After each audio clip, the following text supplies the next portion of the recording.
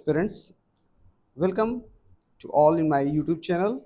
आज हम बात करेंगे फिर से मौलिक अधिकारों का जो सेकेंड पार्ट है। हमने पहले पार्ट में डिस्कस किया हुआ है कि जो भी बेसिक आर्टिकल 14 से लेकर आर्टिकल 18 के बीच जो भी इंपॉर्टेंट प्रश्न बन सकते थे, और ये हमारी पॉलिटी की सीरीज़ है जिस पर आपका कोई भी गवर्नमेंट एग्जाम की प्रिपरेशन करने वाले, चाहे वो एसएससी हो, चाहे वो भले एसएससी की बात करें तो अभी नोटिफिकेशन आ ही गया है, एसएससी हो, आरओ हो, यूपीपीसीएस हो, या किसी भी डिफेंस एग्जाम्स को प्रिपेयर करने वाले एस्पिरेंट्स इसको फॉलो कर सकते हैं।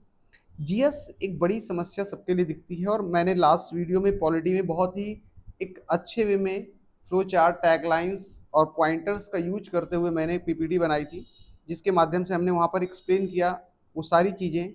आज का वीडियो हमारा सेकेंड पार्ट है, बहुत लंबा नहीं होने वाला है, और we will try to cover the article 19 से लेकर आर्टिकल 24 का इस छोटे से सेक्शन में कवर करेंगे, और थर्ड पार्ट में हम फंडामेंटल राइट को फिनिश कर देंगे। तो शुरू करते हैं बिना टाइम को वेस्ट किए हुए। लेकिन जिन्होंने पहला वीडियो नहीं देखा है, तो फंडामेंटल राइट, मौलिक अधिकार एक ऐसा टॉपिक है जिससे किसी भी गवर्नमेंट एग्जाम में क्वेश्चंस आते ही आते हैं। You can not skip like that कि आप बिना पढ़े एग्जाम में जा सकते हैं क्योंकि यहाँ से कोई क्वेश्चंस आएंगे और ये कंफर्म में आना, तो आप उस पर कमांड बना लीजिए। बहुत ही बेसिक है। हम एक बार आपको थोड़ा सा गो थ्रू करा देते हैं, टच 1 सेकंड के अंदर से आपको ये आइडिया लग जाएगा। ये बेस अगर हम बात करते हैं मौलिक अधिकारों के बारे में, तो भारतीय संविधान के भाग 3 में मौलिक अधिकारों का वर्णन दिया गया है। अनुच्छेद जो 12 से लेकर 35 तक बताए गए हैं टोटल। प्रेजेंट में 6 फंडामेंटल राइट हैं आपके: समानता का अधिकार, स्वतंत्रता का अधिकार, शोषण के विरुद्ध अधिकार, धार्मिक स्वतंत्रता का अधिकार, सांस्कृतिक एवं शैक्षणिक अधिकार और संवैधानिक उपचार का अधिकार। पहले 7 हुआ करते थे, जिनमें से एक मौलिक अधिकार हटा दिया गया, संपत्ति का अधिकार, 44वां संविधान संशोधन यानी 44th कॉन्स्टिट्यूशन अमेंडमेंट के द्वारा, जो कि संपत्ति का अधिकार और इसे एक लीगल राइट के अंतर्गत रख दिया गया आर्टिकल 300A के तहत। यहाँ तक चीजें हमने क्लियर कर रखी थी, और फिर हमने आर्टिकल 18 तक का पूरा डिटेल डिस्कशन किया हुआ है। आइए बात करते हैं आर्टिकल 19 के बारे में। आर्टिकल 19 से शुरू करते हैं। दूसरा जो हमारा फंडामेंटल राइट है वो है हमारा स्वतंत्रता का अधिकार। ये दूसरा हमारा फंडामेंटल राइट है। स्वतंत्रता का अधिकार is a second fundamental right, जिसके बारे में आर्टिकल 19 से लेकर के आर्टिकल 22 तक हमारे कॉन्स्टिट्यूशन में बताया गया है। डायरेक्ट क्वेश्चन पूछ सकता है भैया कि बताइए आर्टिकल स्वतंत्रता का अधिकार किस आर्टिकल में दिया गया है, तो आर्टिकल 19 से लेकर के आर्टिकल 22 तक के बारे में इसमें बताया गया है। अब सबसे पहली चीज हमारी ये ध्यान रखने वाली है कि जो आर्टिकल 19 है वो किसके बारे में बात करता है। तो आर्टिकल 19 में क्या बताया गया है, तो आर्टिकल 19 के बारे में डिस्कस कर लेते हैं। इसमें 6 अलग अलग टाइप की स्वतंत्रताओं के बारे में बताया गया, लेकिन पहला क्वेश्चन बनता है कि आर्टिकल 19 में क्या है, तो अभिव्यक्ति की स्वतंत्रता है। आपको अगर कोई पूछता है अभिव्यक्ति की स्वतंत्रता, अभिव्यक्ति की स्वतंत्रता का वर्णन आपको आर्टिकल 19 में दिखाई पड़ता है। यानी कि राइट टू एक्सप्रेशन जो आपका है, right to speech and expression पूरा बोल सकते हो, right to speech and expression, वाक एवं अभिव्यक्ति की स्वतंत्रता, बोलने की और अभिव्यक्ति एक्सप्रेशन की जो हमारी स्वतंत्रता है वो हमारे आर्टिकल 19 के अंतर्गत दी गई है। अच्छा, एक्सप्रेशन क्या होता है? एक्सप्रेशन का मतलब क्या होता है? जब हम बात करते हैं अभिव्यक्ति, एक्सप्रेस क्या होता है, तो अपने थॉट्स, अपने इमोशंस को एक्सप्रेस करना ही तो है एक्सप्रेशन। अब थॉट को कैसे एक्सप्रेस करते हैं, जैसे फॉर एग्जांपल आप कोई गाना गाते हैं, सिंगिंग करते हैं आप, तो ये क्या है? इमोशंस का एक्सप्रेशन है। आप कोई पिक्चर बनाते हैं, आर्ट, ये क्या है? एक्सप्रेशन है। आप फॉर एग्जांपल जो नेशनल फ्लैग है उसकी उसको उसको सैल्यूट करते हैं, this is a expression, this is showing the love toward the nation. Nation anthem बज रहा होता है, आप खड़े होते हैं, this is a expression, this is a love toward the nation. तो ये सारी चीजें आपकी क्या है? आपकी एक्सप्रेशन में आती हैं। सो वाक एवं अभिव्यक्ति स्वतंत्रता, बोलने और अभिव्यक्ति की स्वतंत्रता का अधिकार भारतीय संविधान के आर्टिकल 19 में दिया गया है। अच्छा, इसमें हम बहुत सारी चीजें और भी डिस्कस करते हैं, क्योंकि आर्टिकल 19 में कई और सी चीजें बताई गई हैं। इसमें हमने सारे वर्ड लिख रखा। पहली चीज तो आर्टिकल 19 के अंदर बोलने का अधिकार दिया गया। किसका दिया गया है? बोलने का अधिकार। ये आर्टिकल 19 के अंतर्गत है, बोलने का अधिकार। अच्छा, अगर आपसे एग्जैक्टली ये पूछ ले किस आर्टिकल में, इसमें सब आर्टिकल, ध्यान रखिएगा लिखने का तरीका होता है article 19 clause 1 sub clause A, इसको हिंदी में का भी बोल सकते हैं, ध्यान सुनिएगा। Article 19 clause A sub clause A, यानी कि पहला जो बोलने का अधिकार दिया गया, मैं अच्छा अलग पेज बता देता हूँ क्योंकि यहाँ थोड़ा सा टेक्निकल है। आर्टिकल वैसे डेप्थ में नहीं पूछेगा, लेकिन अगर पूछ लिया जाए, आर्टिकल 19 में बोलने और स्वतंत्रता का अधिकार दे दिया गया, अभिव्यक्ति का अधिकार। अब आर्टिकल 19 1 क्लॉज का जो है आपका, एक सेकेंड, हाँ, जो हमारा का है आपका, इसके अंतर्गत क्या दिया गया, पहला राइट टू स्पीच दिया गया इसी के अंतर्गत, ठीक है।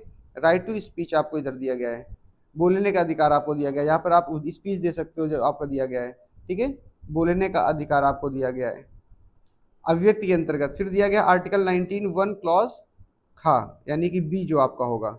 अगर कोई व्यक्ति बोलने का अधिकार है तो जैसे मान लेते हैं, इसको क्रोनोलॉजी में आप समझिएगा, मैं बोलने के साथ साथ, अब आप भाषण दे रहे हो, भाषण सुनने वाले लोग भी तो होने चाहिए, तो फिर क्या यहाँ दे दिया गया, शांतिपूर्ण तरीके से सम्मेलन करने का अधिकार, शांतिपूर्ण तरीके से सम्मेलन का अधिकार, एक ये भी बात बोल दी गई यहाँ पर, शांतिपूर्ण तरीके से सम्मेलन का अधिकार दे दिया गया, ठीक है। एक ये हो गया।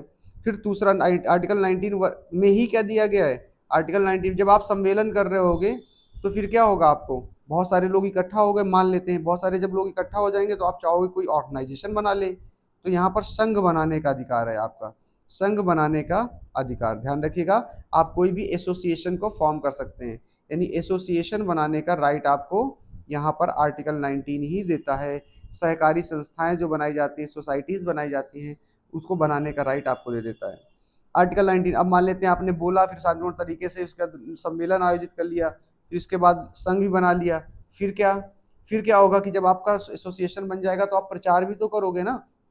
इसीलिए आर्टिकल 19 के अंतर्गत आपको घूमने की स्वतंत्रता है, यानी कि आप इंडिया के अंतर्गत किसी भी राज्य में क्या कर सकते हैं, संचरण कर सकते हैं। इसको सिंपल लैंग्वेज में बोले यार, राइट टू मूवमेंट जिसे कहा जाता है, घूमने का अधिकार, राइट टू मूवमेंट। ये देखिए, मूवमेंट का राइट दिया गया, असेंबली का राइट दिया गया, एसोसिएशन का राइट दिया गया है, तो यहाँ पर राइट टू मूवमेंट कह सकते हो आप, right to movement, right to movement, आपको मूवमेंट भ्रमण करने का अधिकार है आपको, ठीक है। आप भारत में कहीं पर भी भ्रमण कर सकते हैं, कुछ रिस्ट्रिक्टेड एरियाज को छोड़ दिया जाए, वो एक्सेप्शन एरियाज हैं। इसके बाद फिर क्या आता है आपका, ई नंबर पे आ जाएगा, जब आप राज्य के किसी, मान लेते हैं आप दिल्ली के रहने वाले और वहां से आप मूवमेंट करते करते मुंबई पहुंच गए, अब आपको मुंबई अच्छा लगने लगा, तो फिर आप मुंबई में स्टे करना चाहते हो, तो आपको देश में कहीं भी निवास करने का अधिकार है। आप कहीं के रहने, आप मुंबई में आप फ्लैट ले सकते हो, दिल्ली में फ्लैट ले सकते हो, आप चेन्नई में ले सकते हो, कलकत्ता में ले सकते हो, इट्स योर चॉइस। तो देश में कहीं पर भी निवास करने का अधिकार, राइट टू रेजिडेंस भी दिया गया है, निवास करने का अधिकार, ये भी ध्यान रखिएगा, निवास करने का अधिकार दिया गया है। फिर इसके बाद आर्टिकल 19 के अंतर्गत चा जो था उसको हटा दिया गया, इसके बाद छा आ जाता है, चा वही हटाया गया, राइट टू यहाँ पर प्रॉपर्टी दिया गया था। अगर इसके बाद आप मान लेते हैं आप दिल्ली छोड़ करके आप मुंबई में रहने लगे, लाइफ स्टाइल आपकी, नौकरी सब कुछ वहाँ थी, अब मुंबई में खर्चा कैसे चलेगा, तो फिर जॉब भी तो करेंगे आप, तो यहाँ पर आपको ट्रेड, व्यापार करने का अधिकार है, कारोबार करने का अधिकार है, अपनी आजीविका चलाने के लिए वो सारे अधिकार दिए गए हैं आपको, यानी कि आपको व्यवसाय का अधिकार भी दिया गया है, व्यवसाय का अधिकार भी दिया गया है। This is talking about article 19। तो हमने यहाँ पर इतनी चर्चा कर ली है, सफिशियंट है, ध्यान रखिएगा। आर्टिकल 19 जो है, आर्टिकल 19 बात करता है इस बात को लेकर के कि आर्टिकल 19 के अंतर्गत बोलने और अभिव्यक्ति स्वतंत्रता का अधिकार तो है ही साथ आपको बोलने का अधिकार भी है, असेंबली करने का, संघ बनाने का अधिकार है, आपको असेंबल होने का अधिकार है, मूवमेंट करने का अधिकार है, प्रोफेशन चूज करने का अधिकार है, एज रेजिडेंस बनाने का अधिकार है। ये सारी चीजें आपको यहाँ पर बताई गई हैं। लेकिन इसमें एक चीज ध्यान रखिएगा, जब आप मूवमेंट कर रहे होंगे, आप शांतिपूर्ण आंदोलन कर रहे होंगे, कुछ भी कर रहे होंगे, मूवमेंट मतलब आंदोलन करने का अधिकार, उस समय ध्यान रहे कोई भी ऐसा कार्य नहीं करेंगे जिससे राष्ट्रीय सुरक्षा खतरे में आएगी। अगर ऐसा होगा तब आपका अधिकार छीना जा सकता है, ध्यान रखिएगा। राष्ट्रीय सुरक्षा आपकी नहीं आनी चाहिए, लोक व्यवस्था डिस्टर्बेंस नहीं होनी चाहिए, आपके ऐसे कोई एक्ट, आपको ऐसी स्पीच नहीं देंगे, बोलेंगे नहीं ऐसा कोई जो हिंसात्मक बयान हो। और आपको ध्यान रखना है, देश की अखंडता को भी आपको नजर में रखना होगा। So this is all about article 19। Article 19 I think आपको समझ में आ चुका होगा, लेकिन एक और चीज यहाँ पर इंपॉर्टेंट फैक्ट मैं आपको बता देता हूँ। आर्टिकल 19 में ही इंपॉर्टेंट फैक्ट आपको बता देता हूँ। आर्टिकल 19 में, एक सेकेंड रुकिएगा जरा, इसको हटा दूं मैं, ठीक है। आर्टिकल 19 में एक और इंपॉर्टेंट फैक्ट आपको, अक्सर आप देखते होंगे जो मीडिया होती है, प्रेस होती है, समाचार पत्र होते हैं, इनके पास राइट कहाँ से आता है, इनके पास राइट कहाँ से आता है, सिंपल इज दैट। सुनिएगा, आर्टिकल 19 जो है उसका जो फर्स्ट था का, यानी जिसे आप ए बोलेंगे, ए बोलेंगे आप जिसे, इसमें क्या था, राइट टू स्पीच दिया गया था, इसमें बोलने का अधिकार दिया गया था, वाक और अभिव्यक्ति इसी में दी गई थी, वाक और अभिव्यक्ति का अधिकार, अभिव्यक्ति का अधिकार, ये जो अधिकार है इसी अधिकार के तहत समाचार पत्रों की भी स्वतंत्रता दी गई है। समाचार पत्रों की स्वतंत्रता दी गई है, यानी कि समाचार पत्रों की स्वतंत्रता यहाँ पर बताई गई है, फ्रीडम बताई गई इसी के तहत है। यानी जो मीडिया को जो आपको राइट होता है, राइट टू प्रेस, यानी कि प्रेस को जो फ्रीडम होती है आपको, वो आर्टिकल 19 के तहत ही दी गई है। ध्यान रखने वाली बात आपको यहाँ पर रखना होगा। I think it is all about, हमारा आर्टिकल 19 खत्म होता है, इम्पॉर्टेंट है, ठीक है। जैसे आप फ्लैग होस्ट कर सकते हो, flag hosting is also the fundamental right, और ये आर्टिकल 19 के अंतर्गत आपको मिलता है। अब आ जाते हैं आर्टिकल 20 की तरफ, आर्टिकल 20 की तरफ आ जाते हैं। अब आर्टिकल 20 क्या कहता है, जरा ध्यान सुनिएगा। आर्टिकल 20 भी बहुत आसान है लेकिन इंटरेस्टिंग है, और यहाँ से बहुत प्रश्न पूछे गए हैं। आर्टिकल 20 से अच्छे खासे प्रश्न पूछे गए हैं। क्या होता है समझिएगा बात को। पहली चीज तो यहाँ पर आर्टिकल 20 जो है क्या बात करता है, अपराधों के संबंध में संरक्षण। मान लेते हैं कि किसी व्यक्ति ने कोई क्राइम किया, लेकिन अभी कोर्ट से सिद्ध तो नहीं हुआ ना, कोर्ट से भी सिद्ध नहीं हुआ है, अभी कोर्ट ने उसे स्टैम्प नहीं लगाया कि भैया हाँ क्राइम आपने किया हुआ है। इस दौरान आपके पास कुछ स्पेशल राइट होंगे, और कुछ स्पेशल राइट होंगे तो क्या क्या राइट होंगे, यानी कि दोष जो होंगे, दोष सिद्ध के दौरान संरक्षण का अधिकार। अभी दोष प्रूफ नहीं हुआ, दोष सिद्ध के दौरान, ऐसे भी सेंटेंस लिखा होता है, दौरान संरक्षण का अधिकार। इट इज वेरी इंपॉर्टेंट, संरक्षण का अधिकार ये क्या कहता है, अब ध्यान सुनिएगा। पहला, यानी कि अगर किसी व्यक्ति के ऊपर कोई आरोप लगाया गया है तो उसको क्या क्या संरक्षण मिलेगा, उससे रिलेटेड ये बात करता है, ठीक है। अब पहला पॉइंट क्या बात करेगा, पहला पॉइंट ये कहता है कि साहब अगर किसी भी व्यक्ति को एक्स पोस्ट फैक्टो, यानी एक्स पोस्ट फैक्टो क्या मतलब होता है, पोस्ट फैक्टो लॉ। अब इसका पहला पॉइंट समझना, या मैं इसको थोड़ा सा और अच्छे तरीके से लिख देता हूं जिससे आप आसान भाषा में समझ पाएंगे। देखिए यहां तक समझ में आ गया। दोष सिद्ध के दौरान संरक्षण का अधिकार आर्टिकल 20 देता है, अपराधों के संबंध में संरक्षण का अधिकार आर्टिकल 20 देता है। कभी ये लाइन आएगी तो आपको ध्यान रखना है, लेकिन अब बात आती है कि भैया है क्या इसका। पहला पॉइंट कह रहा है कि जिस समय कोई क्राइम हुआ होगा, अपराध के दौरान जब भी कोई क्राइम हुआ होगा, जिस समय अपराध हुआ उस समय जो भी कानून होगा, कानून होगा यानी अपराध के समय जो कानून होगा उसी के आधार पर, उसी के आधार पर सजा का प्रावधान किया जाएगा, सजा का प्रावधान किया जाएगा। इट इज वेरी इंपॉर्टेंट, ध्यान से सुनिएगा। जिस समय क्राइम हुआ है उस समय कानून में जो भी सजा के बारे में समय सीमा दी गई है कि 10 साल 5 साल, उसी के आधार पर ही आपको सजा दी जाएगी। ये आर्टिकल 20 का प्रावधान कहता है, आर्टिकल 20 कहता है। ध्यान से सुनिएगा, फिर से मैं बोल रहा हूं। अब मतलब एग्जांपल दे देता हूं। मान लेते हैं कि ए नाम के एक व्यक्ति ने 2026 में एक क्राइम किया, चोरी की, और पकड़ गया। चोरी की सजा का प्रावधान जब क्राइम किया था 5 साल था, लेकिन आपको मालूम भारत की कोर्ट की प्रक्रिया कैसी होती है।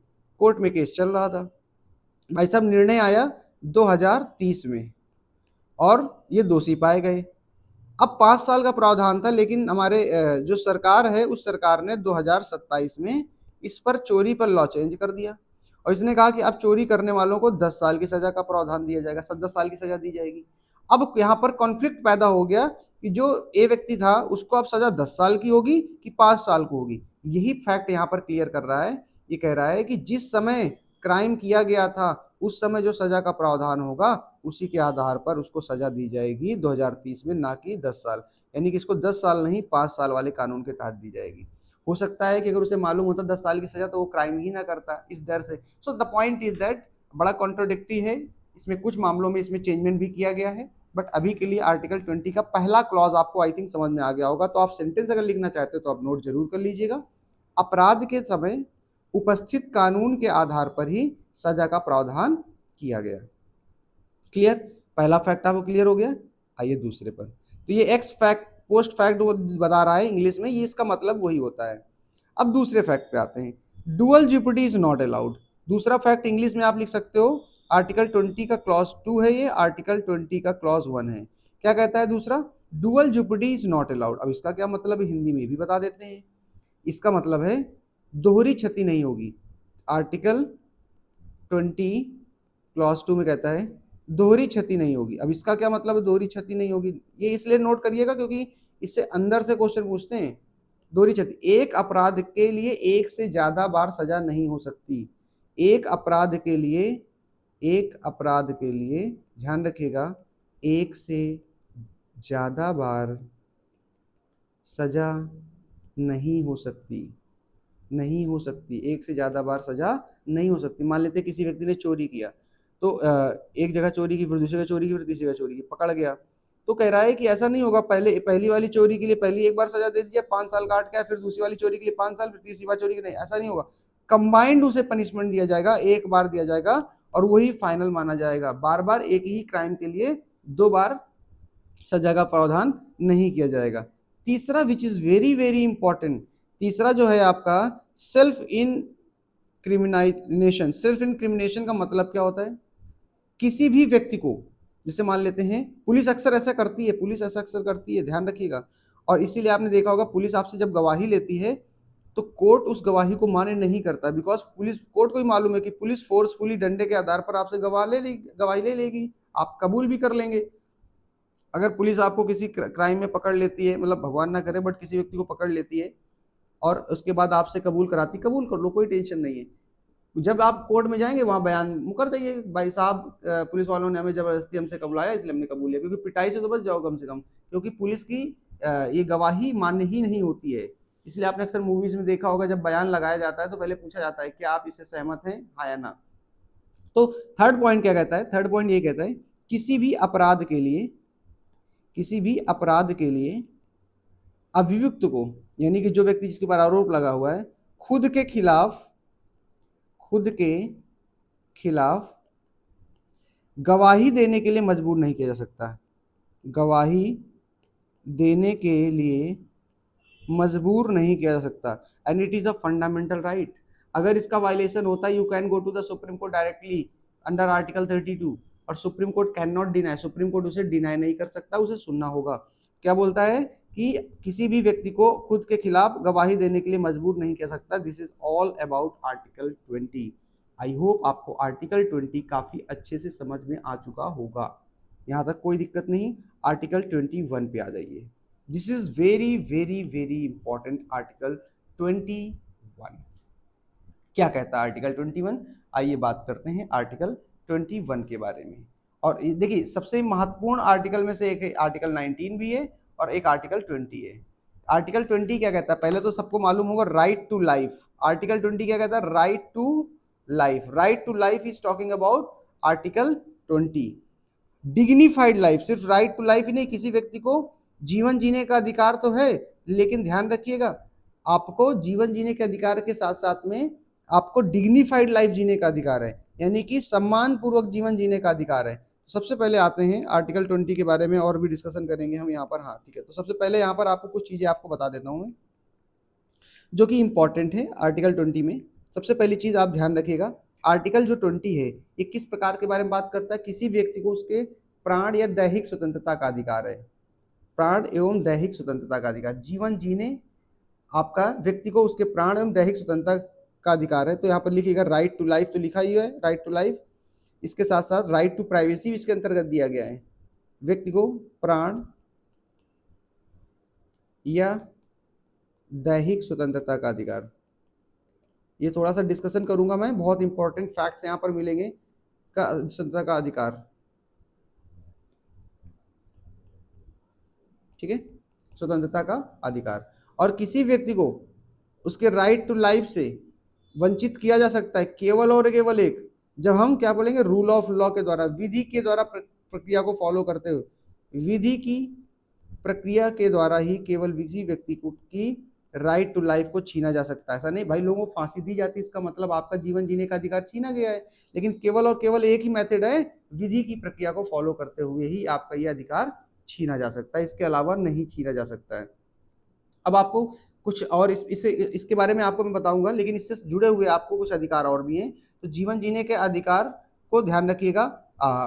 एक मामला सुप्रीम कोर्ट में गया था 1975 में, याद है, गोविंद बनाम मध्य प्रदेश था, जिसमें आर्टिकल 19 को जोड़ करके इसको आर्टिकल 21 को अपडेट किया गया था। इसने बताया कि जब भी हम पढ़ेंगे आर्टिकल 19 को 21 को, तो राइट टू लाइफ के साथ साथ आप राइट टू प्राइवेसी को भी पढ़ेंगे साथ में, यानी right to privacy, right to privacy, right to privacy, ध्यान रखिएगा, राइट टू प्राइवेसी यानी कि निजता का अधिकार, जीवन जीने का अधिकार भी है और निजता का अधिकार भी है आपका, निजता का अधिकार, ये भी आपका फंडामेंटल राइट है, article 21। Right to privacy is very important और आज के समय में सबसे ज्यादा समस्या इसी की है, सबसे ज्यादा समस्या इसी की है। तो अभी तक हमने दो चीजें देखी हैं, बहुत इंटरेस्टिंग है, अभी हम बहुत कुछ इस पे बात करने वाले हैं। जैसे आपसे मैं पूछूं कि आपको शादी करने का अधिकार है क्या कि नहीं है, और क्या एक मौलिक अधिकार अगर है तो किसके तहत आता है, स्वतंत्रता के अधिकार के अंदर है तो किस आर्टिकल के अंतर्गत है, और ये पूछा गया है, आईएएस में पूछा गया प्रश्न है, बट अभी हम इसको सिंपल तरीके से, तो बहुत कॉमन हो गया, बात करेंगे। सबसे पहले हम इसमें देख लेते हैं कुछ और भी इंपॉर्टेंट चीजें आपकी यहाँ दी गई हैं आर्टिकल 21 के तहत। कौन कौन सी चीजें आर्टिकल 21 के तहत ऐड की गई हैं, इनको भी आपको पता होना चाहिए। और इसमें मेनका गांधी वाद भी, मतलब कई सारे ऐसे हैं जो डिस्प्यूट हैं जो बड़े फेमस हैं, जो आर्टिकल 21 से रिलेटेड आपके हैं। सबसे पहली चीज मैं आपको यहाँ पर कुछ चीजें दिखा दूं, यहाँ पर लिखा हुआ है, ये सब आर्टिकल 21 के तहत ही आता है। कौन कौन सी चीजें ये आर्टिकल 21 के अंतर है। अगर आपसे कोई कहता है राइट टू प्राइवेसी, अभी हमने बात किया आर्टिकल 21 के तहत, प्राइवेसी सिवा इधर लिख गया है। क्लीन इन्वायरमेंट में जीने का, शुद्ध वातावरण में जीने का भी अधिकार है, शुद्ध वातावरण में जीने का अधिकार भी आर्टिकल 21 के अंतर्गत आता है। शेल्टर, आवास में जीवन जीने का अधिकार, यानी आवास, निजी आवास होने का भी अधिकार है। इसीलिए देखा होगा प्रधानमंत्री योजना के तहत घर बनवाए जाते हैं, लोगों को दिए जाते हैं जिनकी कैपेसिटी नहीं होती है, कैपेबिलिटी नहीं होती है कि वो बाय कर सके, परचेज करें। लिवलीहुड, आप अपना जीवन अच्छे से जीवन यापन कर सके, जीवन यापन आप कर सकें, इसकी भी जिम्मेदारी अगर नहीं कर सकते हैं तो सरकार की जिम्मेदारी है कि आपके उन अधिकारों को फुलफिल किया जाए। इसीलिए देखा होगा बेसिक राशन द्वारा प्रोवाइड किए जाते हैं। लीगल एड, आपको अगर जरूरत पड़े तो आपको कानूनी सहायता भी प्रदान की जाएगी, this is also your fundamental right. किसी भी मामले में स्पीडी ट्रायल, स्वास्थ्य का अधिकार अगर आपसे पूछा जाए, हॉस्पिटल वगैरह देखा होगा सरकार बनवाती है, स्वास्थ्य का अधिकार भी एक फंडामेंटल राइट में आता है। और right to reputation is very very important, right to reputation is also your fundamental right, article 21 के अंतर्गत आता है। तो आपको ये रख लो। इवन आपको मैं अभी बता दूं, right to sleep, right to sleep, सोने का अधिकार भी आपको आर्टिकल 21 के अंतर्गत आता है। और यही कारण है कि रात के 10 बजे के बाद डीजेज वगैरह जो लगते हैं शादी बारात में या गेस्ट हाउस वगैरह में, उनको बैन कर दिया गया है, क्योंकि रात में सोने में किसी प्रकार का डिस्टर्बेंस नहीं होना चाहिए। तो ये सारे आर्टिकल 21 के अंतर्गत बात की गई है। आई होप ये आर्टिकल 21 के तहत ये जो भी बात की गई है आपको समझ में आई होगी। अब इसी में कुछ चीजें और समझिएगा। आर्टिकल 21 में एक तो ये पॉइंट समझ लिया, इसके साथ साथ में आपको ये भी बता दूं, आर्टिकल 21 ही, आर्टिकल 21 ही आपको एक और राइट देता है, जीवन साथी चुनने का अधिकार, जिसके पीछे आप घूम रहे हैं, जो जीवन में आप चाहते हैं, जीवन साथी चुनने का अधिकार। What the hell is happen, जीवन साथी चुनने का अधिकार, ठीक है, जीवन साथी चुनने का अधिकार आर्टिकल 21 के तहत है। साथ साथ में आप विदेश यात्रा, अच्छा देखा होगा आर्टिकल 19 के अंदर क्या था, भ्रमण करने का अधिकार, राइट टू मूवमेंट, आप कहीं भी आ जा सकते हैं, लेकिन विदेश यात्रा करने का अधिकार इसमें दिया गया, दिस इज वेरी इंपॉर्टेंट, कभी भी पूछ सकता है। विदेश भ्रमण करने का जो अधिकार है वो आर्टिकल 21 के अंतर्गत है।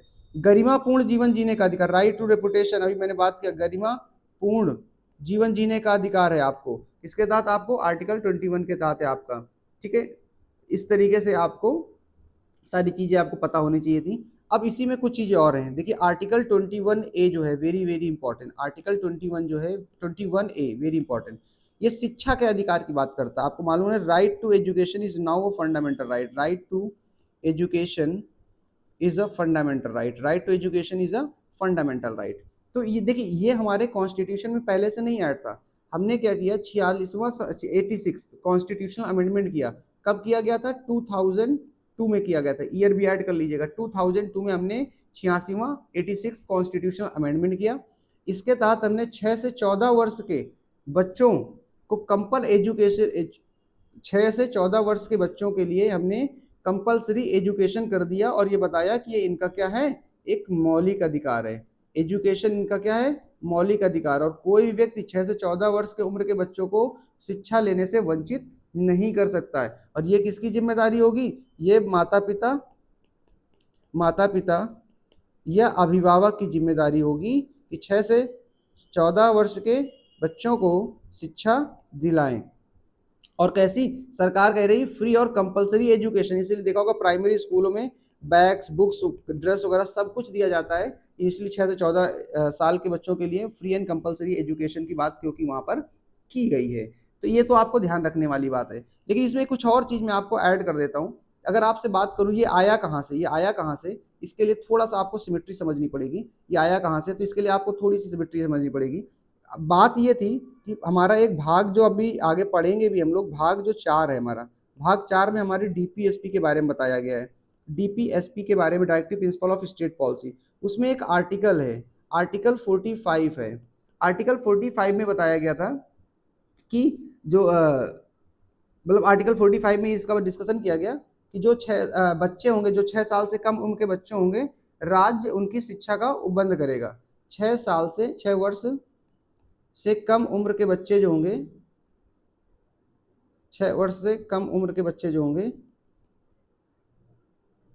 कम उम्र के बच्चे होंगे, उनको राज्य क्या करेगा? स्टेट शिक्षा का प्रबंध करेगा। वहीं से इंस्पायर होकर के 86 कॉन्स्टिट्यूशनल अमेंडमेंट किया गया 2002 में, और उसी से इंस्पायर्ड होने के बाद आर्टिकल 21 ए ऐड किया गया, साथ में शिक्षा के अधिकार को मौलिक अधिकार बना दिया गया। और ध्यान रखिएगा इसी से ऐड करके हमने क्या किया, एक और इम्पॉर्टेंट काम किया, आर्टिकल 51 ए में भी हमने एक क्लॉज ऐड कर दिया। 51 ए के अंतर्गत हमने 11 जो हमारी फंडामेंटल ड्यूटी, जिसको हम क्या बोल सकते हैं, ये हमारी जो 11वीं मौलिक फंडामेंटल ड्यूटी है, मौलिक कर्तव्य है, उसमें हर गार्जियन की जिम्मेदारी है, ये कर्तव्य है कि 6 से 14 वर्ष के उम्र के बच्चों को फ्री एजुकेशन यानी कि निःशुल्क शिक्षा प्रदान की जाए। ये आयु के बच्चों को शिक्षा का अवसर प्रदान किया जाए। It is also the duty. तो 3 पार्ट में डिस्कशन हुआ। 86वें संविधान संशोधन में आर्टिकल 55 में चेंज किया गया, 45 में चेंज किया गया, आर्टिकल 21 ए ऐड किया गया, और आर्टिकल 51 ए क्लॉज के अंतर्गत मौलिक कर्तव्य बनाए गए। So this is all about article 21। मुझे नहीं लगता है कि अगर आपने आर्टिकल 21 को पढ़ा हुआ है, इतनी सारी चीज डिटेल समझ ली है, नोट्स बना लिए हैं, तो आपका एक भी प्रश्न कभी भी गलत हो सकता है आर्टिकल 21 से।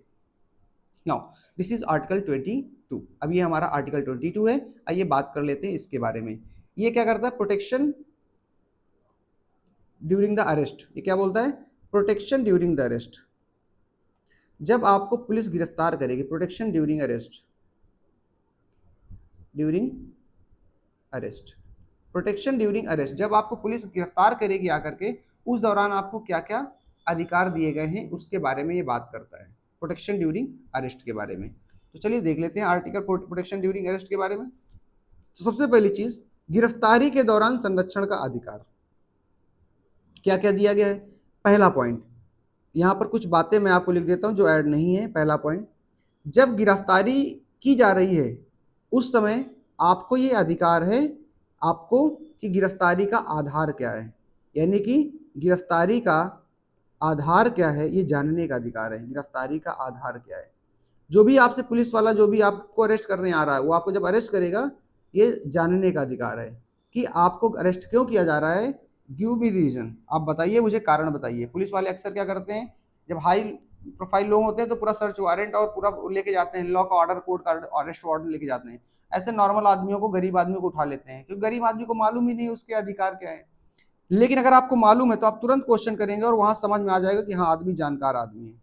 दूसरा क्या पॉइंट है? दूसरा पॉइंट क्या है? दूसरा ये है कि आपको जब अरेस्ट कर लिया जाएगा, उसके अरेस्ट के 24 घंटे के अंदर, 24 घंटे के अंदर आपको मजिस्ट्रेट के सामने उपस्थित होने का अधिकार है।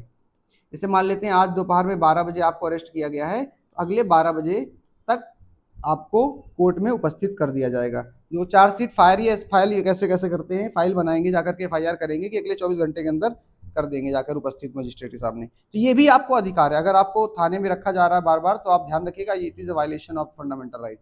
दूसरी चीज, आप अपना लॉयर हायर कर सकते हैं, आप अपना लॉयर हायर कर सकते हैं, वकील को रखने का अधिकार भी आपके पास होता है, ध्यान रखने वाली बात है। ठीक है, तो ये भी आपको, इवन कि आपको अपने घर में सूचना देने का भी अधिकार है। अपने घर में, यानी कि अरेस्ट किया गया, रास्ते में आप जा रहे थे किसी काम से, पुलिस ने उठा लिया, घर वालों को कैसे पता चला कहाँ गए आप, तो ये भी अधिकार है कि आप अपने घर में सूचित कर सकते हैं। ठीक है, तो ये कंडीशन भी आपको यहाँ पर दिया गया है। लेकिन जब 24 घंटे की बात हो रही होगी तो इसमें एक चीज याद रखिएगा, यात्रा का समय नहीं जोड़ा जाता है। मान लेते हैं आपको तमिलनाडु से गिरफ्तार किया गया, गिरफ्तार करके उत्तर प्रदेश लाया जा रहा है, 24 घंटे ज्यादा तो केवल जर्नी ही है उसकी। So this is all about कि आपको ये आर्टिकल 22 बात करता है, 22 में ये सारी चीजें बताई गई हैं। ये भी आपको ध्यान रखने वाली बात है, बहुत ज्यादा डेप्थ में नहीं, लेकिन मुझे लगता है कि आपको इतनी चीजें पता होनी चाहिए थी और यही कारण है इतना डिस्कशन तो बनता ही बनता है। लेकिन इसमें कुछ चीजें और भी ध्यान रखने वाली बात है। प्रिवेंटिव डिटेंशन, ये क्या है आपका बवाल? प्रिवेंटिव डिटेंशन के बारे में आपको पता होना चाहिए। प्रिवेंटिव डिटेंशन क्या कहता है? अपराध से पहले निरोध। कुछ ऐसे मामले होंगे जिन मामलों में आपका यह आर्टिकल 22 के प्रावधान लागू नहीं होंगे। और कैसे मामले होंगे वो जरा समझिएगा बात। यानी कि अगर आपको किसी राष्ट्रीय सुरक्षा के नाम पर आपने कोई ऐसी चीज बोली जिसमें अरेस्ट किया जा रहा है, राष्ट्रीय सुरक्षा खतरे में आ रही है आपकी, अगर आपके ऊपर प्रिवेंटिव डिटेंशन जैसे मामले एक्ट लग रहे हैं, आपके ऊपर देशद्रोह का मुकदमा लग रहा है, सिंपल भाषा में समझा रहा हूं मैं, बहुत डेप्थ में नहीं जा रहा हूं, वरना इस पे थोड़ा सा सही तरीके से भी एक्सप्लेन कर सकता है। देशद्रोह का मुकदमा भी लग रहा है आपके ऊपर, ऐसे मामले अगर हैं तो जब आपको अरेस्ट किया जाएगा तो उस दौरान आपको, अरेस्ट के दौरान आपको ये अधिकार नहीं दिए जाएंगे। इवन कि अरेस्ट के अगले 3 माह तक पुलिस आपको रख सकती है, पुलिस आपको रख सकती है पूछताछ के लिए, और वो कोर्ट में आपकी पेशी नहीं करेगी। तो ये ध्यान रखिएगा। गिरफ्तारी का कारण भी बताने का कोई अगर आप सोचें कि अगर इसके तहत आपको अरेस्ट किया जा रहा है तो आप ध्यान रखिएगा, पुलिस आपको गिरफ्तारी का कारण भी नहीं बताएगी और आपको अरेस्ट कर सकती है। जैसे संजय दत्त के ऊपर जब टाडा लगा हुआ था, अब तो नहीं है, ठीक है। अभी जैसे आजकल क्या लगता है, एनएसए लग जाता है, नेशनल सिक्योरिटी एक्ट जो हमारा दिया गया, राष्ट्रीय सुरक्षा जो अधिनियम है, अगर ये किसी के ऊपर लगा दिया जाएगा तो उस समय आर्टिकल 22 का प्रावधान वहां नहीं रहेगा, 3 महीने तक उधर अधिकतम रख सकते हैं उसको, ध्यान रखिएगा, ठीक है। So this is the point कि ये आपका जो बात हमने किया आर्टिकल 22 के तहत, ये आपको आइडिया चल चुका होगा आर्टिकल 22 का क्या है। लेकिन प्रिवेंटिव डिटेंशन के तहत अगर आपको अरेस्ट किया जा रहा है तो उस कंडीशन पर आर्टिकल 22 के जो प्रावधान दिए गए हैं, प्रोविजंस दिए गए हैं, ये इंप्लीमेंट नहीं होते हैं। ये आपको ध्यान रखने वाली बात है, ठीक है। आपको तो आर्टिकल 20 आई थिंक 2 आपको समझ में आ गया, आर्टिकल 19 समझ में आ गया, आर्टिकल 8 आपको 20 समझ में आ गया, आर्टिकल 21 समझ में आ गया। तो आई होप कि आपको यहाँ तक जो हमारा राइट टू रेपुटेशन है वो पूरा का पूरा आपको समझ में आ चुका होगा।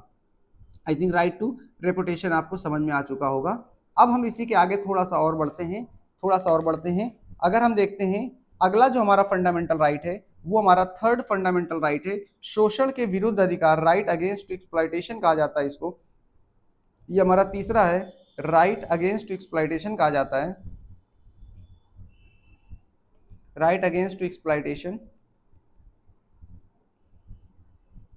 फंडामेंटल राइट है। आर्टिकल 23 और आर्टिकल 24, बहुत ज्यादा लंबा नहीं, बस एंड कर रहा हूँ, ये दो आपके फंडामेंटल राइट आर्टिकल्स पढ़ने के बाद ये खत्म हो जाएगा और लास्ट सेशन में हम तीनों को एक साथ कवर कर लेंगे। 3 फंडामेंटल राइट हमारे यहाँ पे कवर हो रहे हैं। तो पहली चीज तो हमें पता होना चाहिए आर्टिकल 23 में क्या दिया गया है। तो आर्टिकल देखिए, शोषण के विरुद्ध अधिकार, आपका कोई भी शोषण करेगा और इनमें से किस प्रकार के शोषण की बात की गई है तो वो एक फंडामेंटल राइट का वायलेशन होगा और इसके प्रोटेक्शन के लिए हम सुप्रीम कोर्ट जा सकते हैं। आर्टिकल 23 क्या कहता है? मानव तस्करी और बेगार निषिद्ध के खिलाफ आपका यह दिया गया है। मानव ट्रैफिकिंग का मतलब क्या होता है? ह्यूमन ट्रैफिकिंग, लिखा भी है ह्यूमन ट्रैफिकिंग। बेगार, बेगार मतलब बिना पैसे के अगर आपसे कोई काम करवा रहा है, बिना पैसे के काम करवा रहा है, काम करवा रहा है, तो it is a violation of article 23 के अंतर्गत, शोषण के विरुद्ध के अधिकार के अंतर्गत आता है। इसी को बोलते हैं बिना पैसे का मतलब आपका फोर्सफुली लेबर, फोर्सफुली लेबर यानी कि आपसे कोई जबरन काम करवा रहा है, आपका बालात श्रम जिसे बोलते हैं, फोर्स लेबर के तौर पे।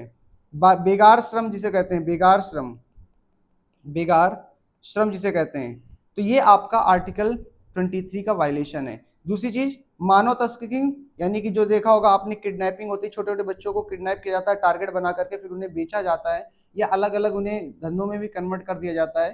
तो ये एक बड़ा स्कैम है, पूरा तरीके से कह सकते हो पूरा ट्रैप है। तो मानवीय दुर्व्यवहार को, यानी मानवीय जो दुर्व्यापार है, जो आपका मानव तस्करी यानी कि किडनैप करने के बाद उन्हें जो व्यापार करते हैं, इस पर भी आपका आर्टिकल 23 के तहत वायलेशन माना गया है और ये एक तरीके से इलीगल है और बहुत सख्त कानून बने हुए हैं। अगर कोई व्यक्ति इसमें पाया गया तो उसके खिलाफ सख्त कार्रवाई की जाती है। Article 23 is talking about this. I hope it is very simple और आपको समझ में आ चुका होगा। नाउ आर्टिकल 24 क्या बोलता है? आर्टिकल 24 से हम यहीं पर एंड करेंगे आज का सेशन, और यहीं से आपका हमारा सेशन फंडामेंटल राइट का सेकंड पार्ट खत्म हो जाएगा और थर्ड पार्ट को हम स्टार्ट करेंगे। लेकिन आर्टिकल 24 क्या कहता है, जरा सिंपल समझिएगा। इट इज बाल श्रम निषेध, यानी कि ये बाल श्रम पर रोक लगाता है। किस पर रोक लगाता है? बाल श्रम पर रोक, बाल श्रम पर रोक लगाता है। क्या मतलब है? क्या मतलब यह है कि 14 वर्ष के कम उम्र के बच्चों को किसी भी तरह के कार्य पर निषेध। किस तरीके के कार्य? जैसे होटलों में काम कराना। अक्सर आप देखेंगे होटलों में छोटे छोटे बच्चे काम करते हैं, रेस्टोरेंट में, कारखानों में, यहां पर ऐसी जगहों पर, और खतरनाक जगहों पर तो बिल्कुल भी नहीं। होटलों में अक्सर क्या होता है, अगर एक सामान्य से आदमी को रखोगे 20-25 साल के, वो 8 घंटे ड्यूटी करेगा, तुमसे 10,000 रुपए लेगा। वहीं पर एक छोटा सा लड़का जिसको मजबूरी है, 10 साल 12 साल 15 साल का लड़का है, वो 3,000 रुपए में काम कर रहा है और 12-12 घंटे 14-14 घंटे काम कर रहा है, कि उसके लिए उसका फैमिली हो सकता है, उसके पेरेंट्स ना हो, या मजबूरी में किसी कारणवश काम कर रहा होगा, सफर कर रहा है, तो उसे मजबूरी में काम करना पड़ता है। और ऐसी कंडीशन में होटल मालिक, रेस्टोरेंट मालिक, ये सब क्या करते हैं? शोषण करते हैं और उसका फायदा उठाते हैं। तो कम पैसे में ज्यादा काम कराया जा सकता है, और यही कारण है कि बच्चों की तरफ एक पूरा एक बहुत बड़ा स्कैम है, कह सकते हो बहुत बड़ा एक कारोबार है जो टिका हुआ है, जो बच्चों को ढूंढता है। अक्सर देखा होगा जहां पर ईंट के भट्ठे हैं, वहां पर तो छोटे बच्चों को बहुत ही टारगेट होकर के बच्चों को काम करवाया जाता है। और यही कारण है, इससे इसके लिए एक एक्ट भी बनाया गया, बाल श्रम निषेध अधिनियम। बाल श्रम निषेध अधिनियम, ध्यान रखिएगा, बाल श्रम निषेध अधिनियम। ये जो आपका एक्ट है, ये आपका आई थिंक 1986 में बना था, 1986 में बनाया गया था। बाद में इसमें संशोधन भी किया गया 2016 में। और एक इसी के साथ साथ में एक और बाल एवं किशोर श्रम अधिनियम भी बनाया गया था, बाल और किशोर श्रम अधिनियम, बाल एंड किशोर श्रम अधिनियम, ठीक है। ये भी आपका 1986 में बनाया गया था। तो all these are the facts जो हमने बात किया। फिर से मैं आपको 1 मिनट में समराइज कर देता हूं। आज हमने जो डिस्कशन किया वो स्वतंत्रता के अधिकार के बारे में, आर्टिकल 19 के बारे में बात की, डिटेल डिस्कशन आर्टिकल 19 का किया। बोलने का अधिकार, स्टैब्लिश मूवमेंट का अधिकार, एसोसिएशन बनाने का, पीसफुल तरीके से स्वतंत्र, फिर समाचार पत्रों की स्वतंत्रता से रिलेटेड हमने बात कर ली। आर्टिकल 20 में अपराध के संबंध में संरक्षण के बारे में बात कर ली, किसी व्यक्ति को खुद के खिलाफ गवाही देने के लिए मजबूर नहीं कर सकते हैं, एक अपराध के लिए एक ही सजा का प्रावधान होगा। ये सारी चीजें आपको बताइए। आर्टिकल 21 तो बहुत ही इंपॉर्टेंट था, right to privacy, right to life, dignified life, आपका स्वास्थ्य, राइट टू रेपुटेशन, जीवन जीने का अधिकार, आपका फिर जीवन साथी चुनने का अधिकार। ये सारी चीजें हमने बात की कि कैसे ऐड किया गया, राइट टू एजुकेशन कैसे ऐड किया गया, उन सभी के बारे में डिस्कशन हुआ। फिर गिरफ्तारी के दौरान संरक्षण का अधिकार। ये हमारा आज का पूरा सेशन रहा। अब हम नेक्स्ट वीडियो में फंडामेंटल राइट को एंड करेंगे। तो आई होप कि आपको यहाँ तक चीज़ें समझ में आई होंगी। आज का वीडियो आपको अच्छा लगा हो, कमेंट सेक्शन में अपनी राय ज़रूर बताएं। और अगर आपको सीरीज पसंद आ रही हो तो मोटिवेशन के लिए आप इस वीडियो को शेयर भी कर सकते हैं अपने फ्रेंड्स में। मिलते हैं नेक्स्ट वीडियो में, तब तक के लिए नमस्कार, जय हिंद, जय भारत।